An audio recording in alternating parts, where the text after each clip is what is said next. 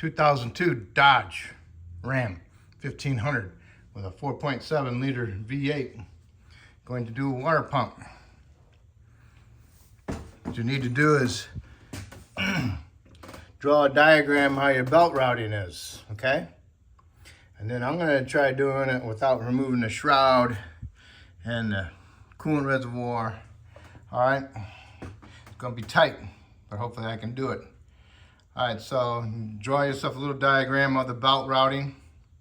Then you need to loosen up your fan, okay? Fan, clutch fan, and it needs to go counterclockwise, which means it needs to go that way. You can use the tool with the big wrench, or you can use a impact chisel with a long chisel bit. And what you do is you get on the side of it right here, see the marks, and you want to hit it that way. Just get a little grip of it right here, and then just hit it with the gun, and it vibrates it, and it slowly knocks it loose, okay? Now I'll show you. Okay, impact chisel. What I'm gonna do is stick the gun down in there the best you can. I usually do it upside down.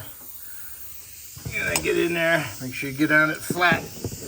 Okay, make sure the blade's flat. Down there. And just give it a little bit of rep.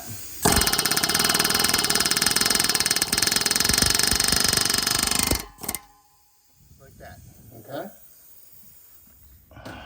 Okay, now you can go ahead and unthread it. Just be careful. When it gets to the end, it will drop off and possibly fall inside the radiator and damage it. So make sure you be careful when it comes out to the end. You don't lose it inside the fan shroud. All right. Okay, got it loose, fished it out through the top. Plenty of room. And really not that many threads, about 5/8 of an inch threads. So just so you get an idea. Now, need to do is get our belt tensioner and loosen up the belt. And it'll be this one here. And take that belt off. All right, it's a 15 millimeter. I used a 15 millimeter wrench. All right. Sometimes these are frozen and they don't move, so then you need to replace it. All right. And by the way it looks like, I got to remove that idler pulley. That one. So that might be a 15 as well. I might be able to use my wrench for that. Loosen it up. Now I get my ratchet in there and loosen it up. Tension it, the idler, okay? Because it looks like the water goes over the water pump. All right, move the bolt. And the pulley stayed on there and it sticks onto a little notch sticking out. See it? Right there. That little nub sticking out, all right? Be careful with that. Now you can go get yourself a flashlight, go down there and look around and see what's going on, okay?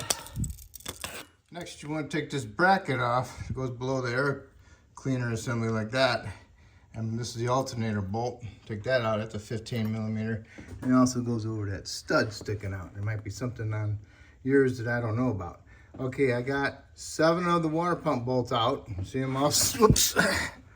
See them all sticking out there? And I got one directly down in the bottom I gotta get yet. And then this pump will come loose. So I'm gonna remove all my bolts and then I'm gonna remove my last one, which is below the pulley. Okay, there it is down there. It's got a big space on the bottom that goes around the crank. So it'll be this one right here. So that's what I'm on now. So I already took that one out. There's 2, 4, 6, 8. I got 7 bolts out. As soon as I take that one out, it's gonna really start dripping coolant. So I have a pan underneath it to catch it. Okay, I got the old one out. I had to turn it around. It comes out like this, but I had to turn it around like that and pull it out of there. It was getting a little tight.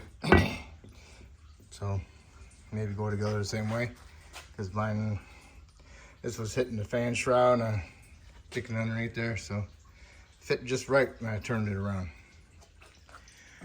All right, now all you gotta do is clean up the water pump surface. Just go around with a emery cloth or something like that and shine it up a little bit and get the corrosion off of there and clean it up and get all that excess coolant off of there. I'll use a blowgun, blow it out. Okay? And then I'll get my new water pump set up with the O-ring inside it, and I'll put a little layer of silicone sealer on it, and then I'll install it.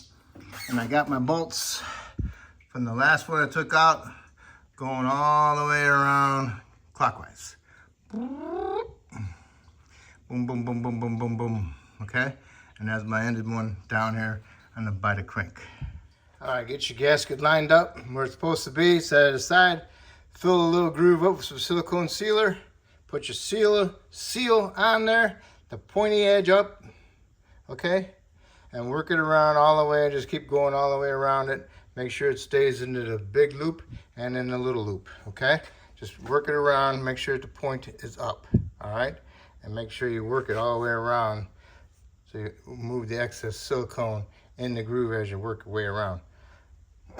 You can just put it on there without the sealer, but what I've seen was they corrode underneath the seal, and then they work their way around it, and eventually as they corrode, it expands. When it expands, it creates more of a leak. So I put the sealer in there to help prevent that. Okay, now I can go ahead and install this in there. Remember, this is my last one that goes on the bottom. Harmonic balance is right here. Okay, so get it down in there, get it lined up, have a bolt ready, and start putting your bolts in. And having your bolts ready, make sure you clean them up on a wire wheel to remove any corrosion or stuff that's on the threads, because sometimes when you thread them, screw them in there, and they tighten up, the junk on the thread expands and it cracks the block or the cover, okay? All right, I got it started. What I did was I stuck a long bolt in this one, which would be 1, 2, 3, 4, 5, the fifth hole. Stuck the long one in the fifth hole, and that's that one right there. Thread it in, use that one to hold it in place. Got the rest of them in, and this one goes over here into the 1, 2, 3 spot, and then the short one goes there. And that's what I got left, the short one. So once I got them all in there started, I'm gonna start running them up slowly and equally, snugging them up. All right, go around, snug them all up, and then go around and follow them up with your torque wrench and torque them to, it says 43 foot-pounds. I went to 40 foot-pounds. Sometimes it's just easier just to put the torque wrench on there instead of guessing, okay?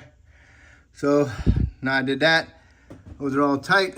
Now what I can do is I can put my bracket back in there, and then I can put my belt on, and then I can put my fan on.